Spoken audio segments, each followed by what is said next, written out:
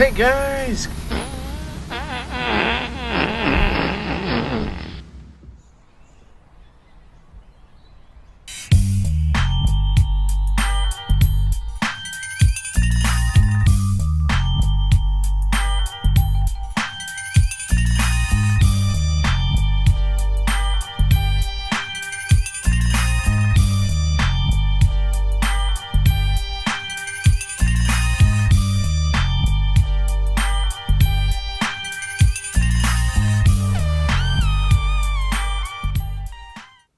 Hey guys, Jim here. Welcome in once again. Today we're going to be taking a look at a new offering from Divo Knives, as you see there on the screen.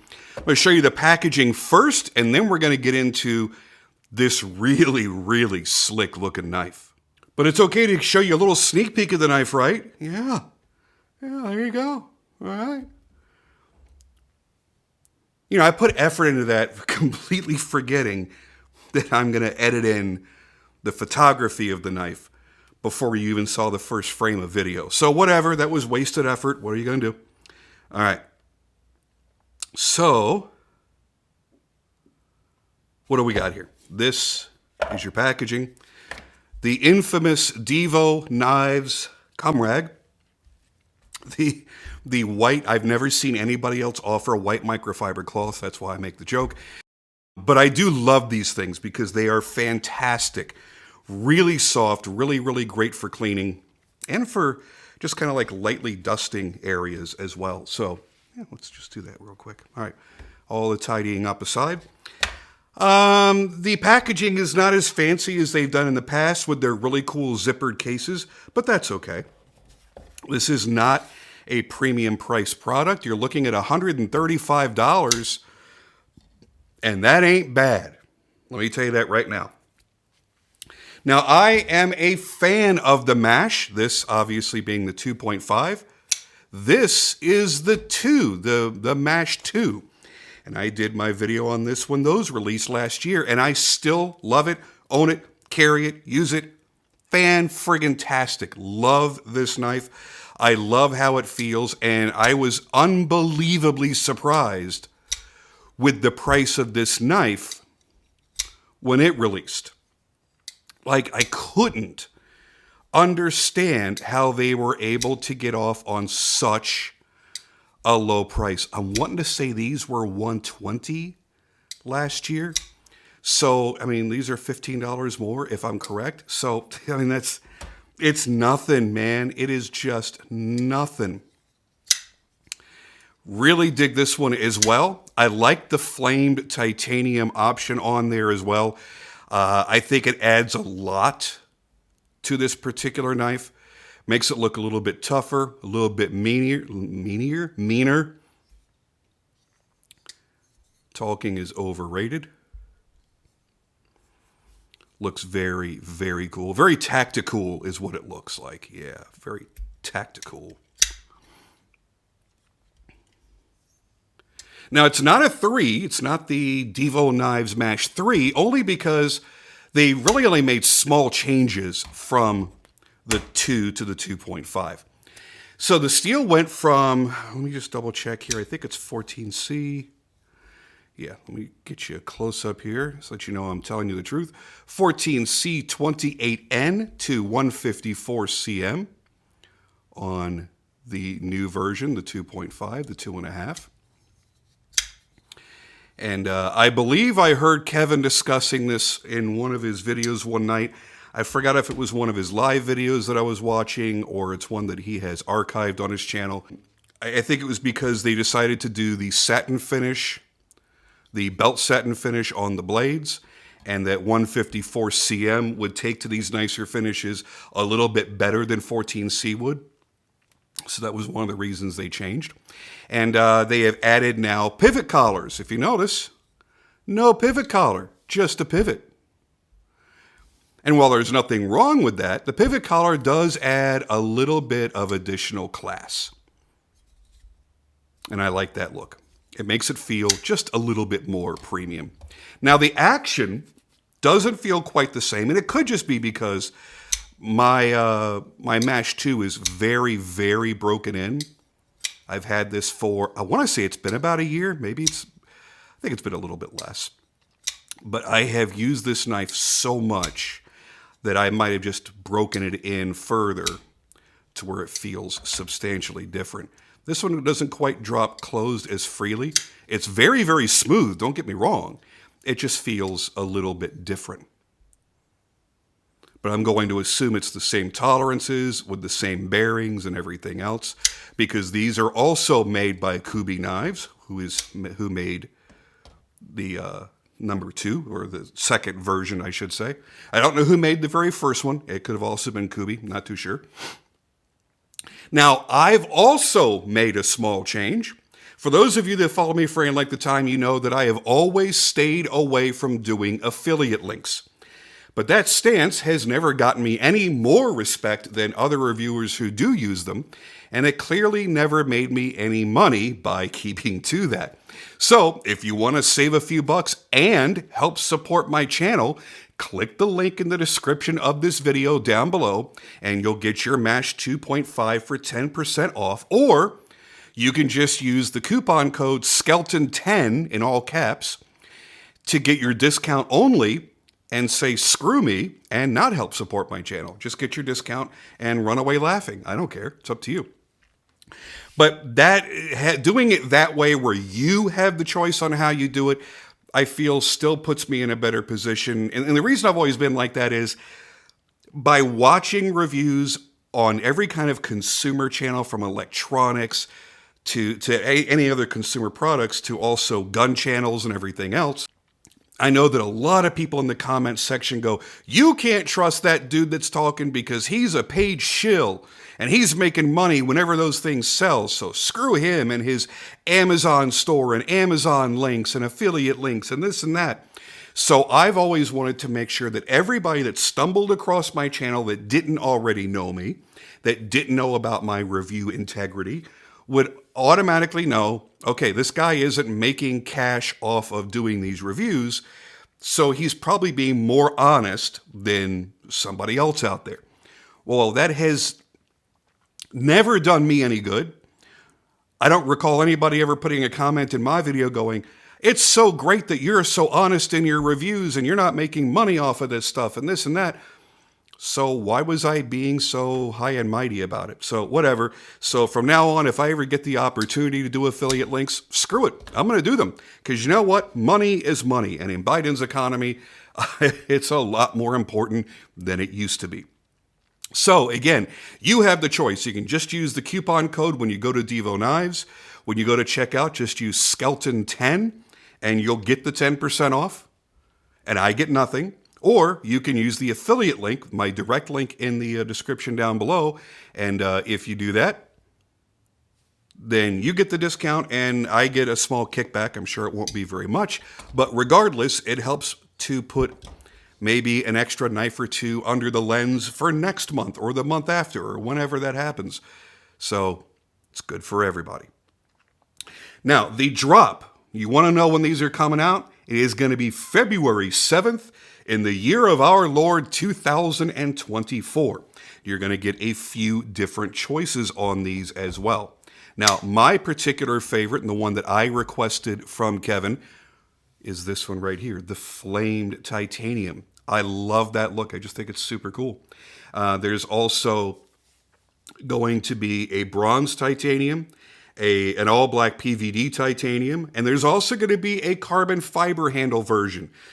The carbon fiber, that's pretty interesting.